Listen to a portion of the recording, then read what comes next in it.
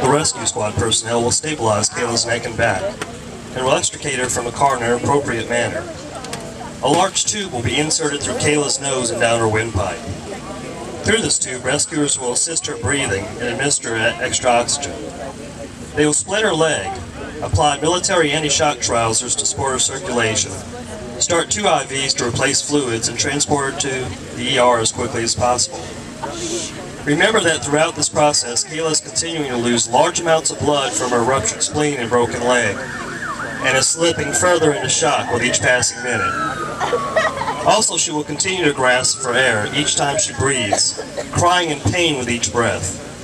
Her vital signs have deteriorated to blood pressure of 60/40, pulse rate of 120, and respiratory rate of 36. Upon arrival at the ER, Kayla's injuries will be quickly evaluated. An incision will be made between her ribs on the left side of her chest, and a large tube will be inserted to help expand her collapsed left lung. Another large tube will be placed through her nose and down into her stomach to empty it. A third large tube will be placed in Kayla's bladder to monitor urine output. Blood will be drawn from her arm and sent to the lab to check her blood count for other studies, including cross-matching for blood transfusions she will require. Prior to going to surgery, a surgeon will make another incision below Kayla's navel and insert a small tube into her abdomen to find the bleeding from her spleen. Within an hour, Kayla will be in surgery. Her abdomen will be cut open, and the general surgeon will either repair or remove her spleen to control the bleeding. An orthopedic surgeon will place a large pin, similar to a large nail, through the bone near her knee, to which a traction device can be applied in order to control a broken left leg. A plastic surgeon will repair her facial lacerations. In 2 to 3 hours, Kayla will be in the intensive care unit. Several days later, when her condition is stabilized, she will be taken back to surgery, and a large rod about 17 inches long and about as big around as her finger will be inserted into her thigh bone from her hip to her knee so that her thigh bone may be allowed to heal.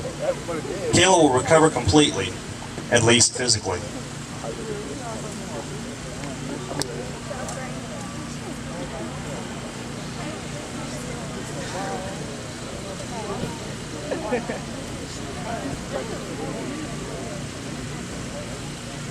Rating. Watch camera real quick. I need to go off the program real quick.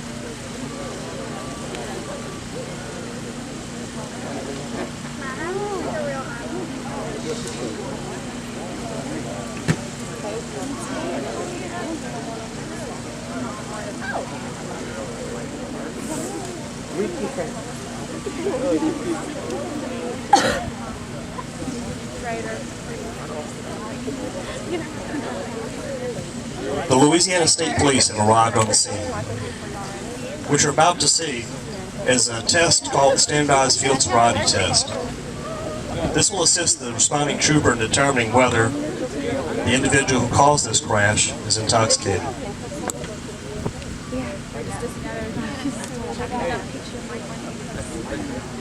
This is the picture. Yeah.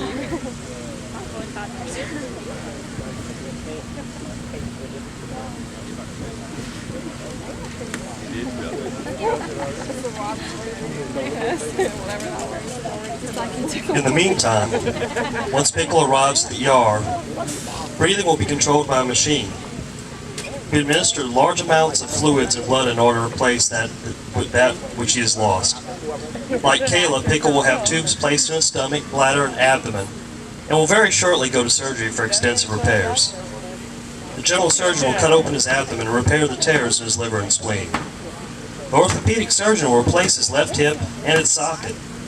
The plastic surgeon will remove multiple pieces of glass from Pickle's face and repair the lacerations. Pickle will remain in the intensive care unit on a ventilator for 3 weeks. He will be in the hospital for a total of 5 weeks. This will be followed by a long recovery period at home. Approximately 18 months later, Pickle will return to surgery to have the facial scars revised. He will be plagued with deteriorating left hip function for years. In 15 years, he will require surgery to replace his artificial hip. Pickle will suffer long-term disability from his facial scars and his painful left hip. Because he was wearing a seatbelt, Clay was the least injured. However, his deep emotional scars will have to be treated for years to come, and will affect most of his adult life. Peyton will become very withdrawn. With the help of her family and a psychiatrist, after several years, she will again regain a little normal life, except for the recurrent nightmares. Jordan will live the rest of his life having to depend on home health nurses and family to care for his every need. Paige will recover, but will have to wear an artificial leg and will lose function of her right arm.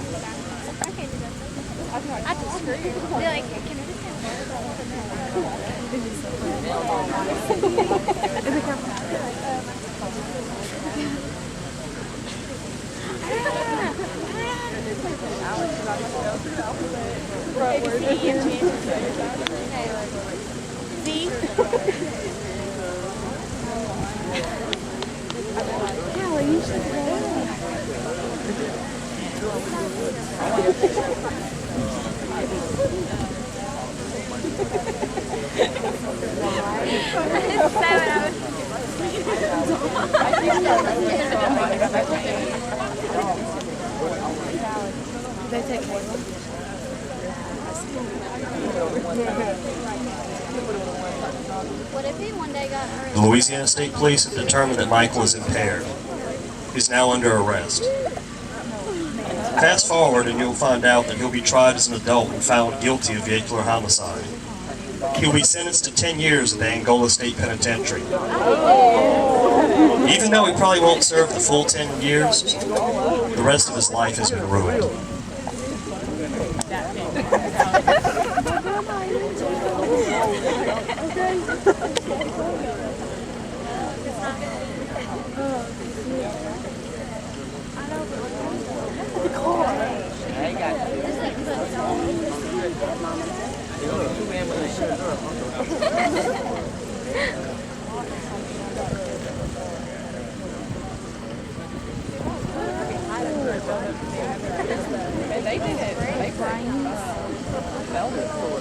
The night I died was the night of the prom.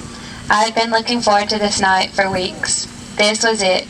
Graduation was just around the corner. Things were going great for me. I was on top of the world. I sure didn't think it would end like this. After the prom, Pickle and Kayla and Clay and I had gone out. We were having a great time. I had a couple of beers. Clay didn't drink anything and offered to drive. I thought, cool, a designated driver. When I used to get in a car, I almost always buckled up the seatbelt. It was kind of automatic. I didn't even think of it this time. Clay started driving off. We were all joking and cutting up. We were having a great time. The last thing I remember was hearing the brakes squeal and Clay holler. I looked forward and saw 2 headlights right in front of the car. I heard a deafening crash and felt a terrific jolt. Glass and steel flew everywhere. My whole body seemed to be turning inside out. I heard myself scream. Suddenly I awakened. It was very quiet. A police officer was standing over me. My friends were bleeding and hurt. The ambulance people and firemen were taking care of them. My body was mangled. I was saturated with blood. Pieces of jagged glass were sticking out all over. Strange that I couldn't feel anything. Why? Why were they not taking care of me? Hey, don't pull that sheet over my head. I can't be dead. I've just turned 18. I'm going to graduate from high school.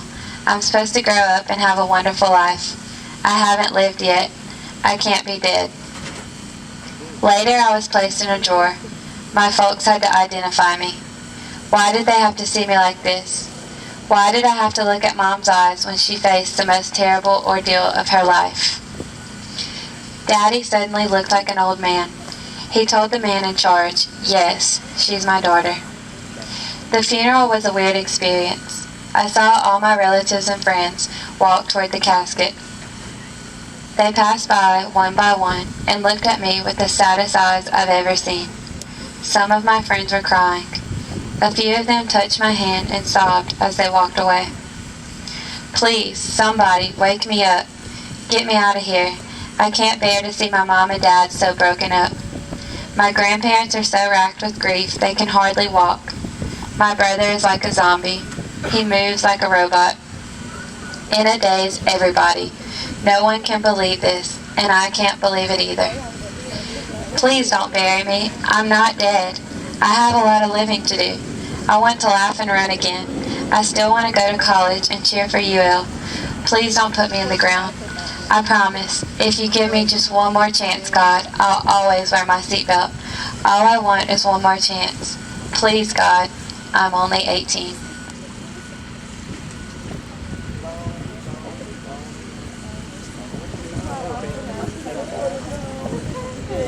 You know, Carly's words ring true. We airlifted a girl last week. Some of you may have heard of a crash that we had on 26 just north of Jennings, where we had a 15-year-old girl was ejected from a vehicle because she didn't have her seatbelt on. And she's got potentially life-altering injuries if she makes it as a result of that. Yeah.